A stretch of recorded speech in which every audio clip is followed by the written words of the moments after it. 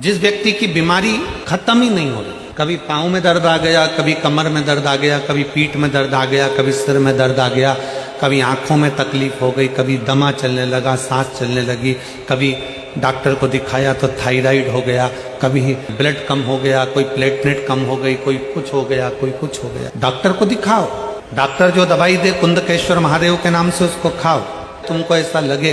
कि ये शरीर का रोग तो समाप्त हो ही नहीं रहा, एक ना एक रोग चल ही रहा, ये रोग समाप्त होने का नाम ही नहीं ले रहा। पिपलेश्वर महादेव का नाम लेकर और पिपलेश्वर महादेव का नाम लेकर किसी भी शिवालय में,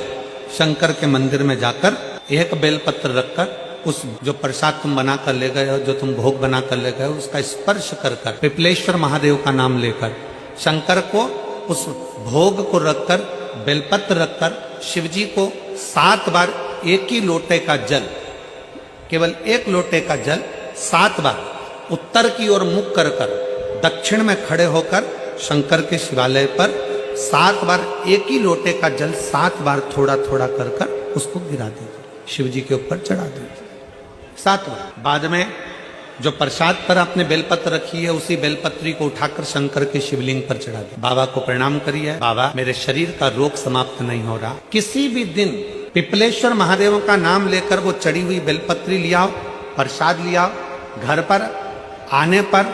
जैसे ही घर के अंदर प्रवेश करो, सबसे पहले बेलपत्री को चबा चबा कर खा लो। फिर वो जो प्रसाद है, उस प्रसाद को 7 गांठ से थोड़ी थोड़ी देर में 7 बार में उसको खा लेना। बाबा देवाधिदेव महादेव का नाम लेकर, पिपलेश्वर महादेव का नाम लेकर प्रणाम कर कर जल का आचमन, हाथ की हथेली में जल लेकर 7 बार आचमन कर लीजिए और शिव का, पिपलेश्वर महादेव का नाम ले लीजिए। धीरे धीरे 15 दिन लगेंगे और 15 दिन में बीमारियां अपने आप कम होना प्रारंभ हो जाएगी और बाबा आपका हाथ पकड़कर आगे बढ़ाएंगे।